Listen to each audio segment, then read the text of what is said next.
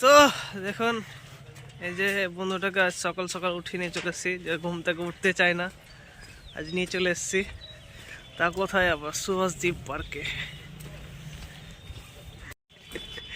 এই যে দেখুন সকাল সকাল সব রেডি হচ্ছে।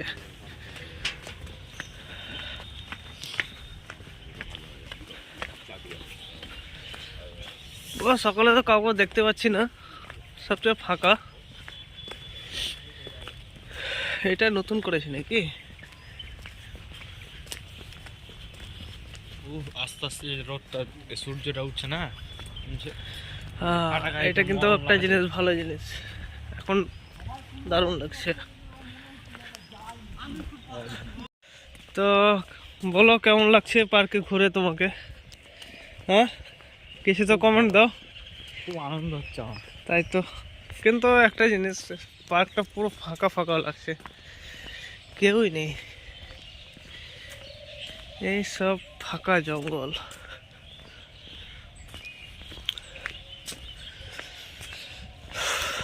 আমাদের পার্কে যেটা পিকনিক স্পট এখন গোটায় ফাঁকা, পিকনিক পার্ক কিছুই নেই।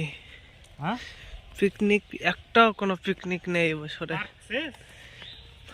পার্ক শেষ কিন্তু পিকনিক নাই, এটা রেকর্ড আমাদের নেতাজি সুভাষ পার্কে। এবছর কোনো পিকনিকই নেই, পুরোটাই ফাঁকা, জঙ্গলে কি জঙ্গল ফাঁকা।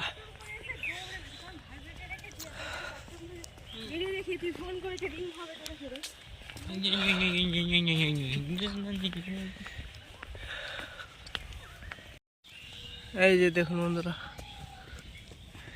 যা ডেঞ্জারাস ভয় লাগছে। আয় আয় আয় আয় আয় আয় আয় আয় আয় আয় আয়, ওরে বাপরে ছুটে আসছে। আয় আয় আয়, কালো মুরগি আসো আসো আসো। ওই বগলা বগলা ট্যাং, আয় আয় আয় আয় রে পাখি, আয় এদেরকে নিয়ে যা, এদেরকে নিয়ে যা। যাবি ভিতরে, যাবি যাবি? ছেড়ে ফেল দিছি তোকে।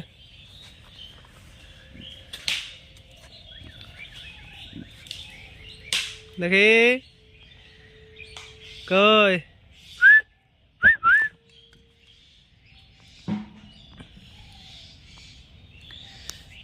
খাবারের জন্য ছুটে চলে আসছে, বুঝতে পারলা? আর এই তো বসেই আছে আগে খাবারের জন্য।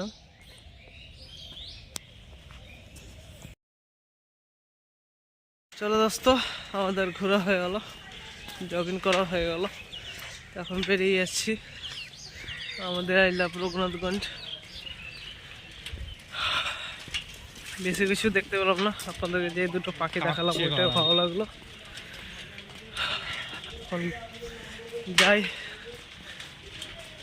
একটু ঘুরে ঘুরে করে আসি। ছোট হাওড়া ব্রিজ দেখি দাও, আমাদের ছোটখাটো একটা হাওড়া ব্রিজ।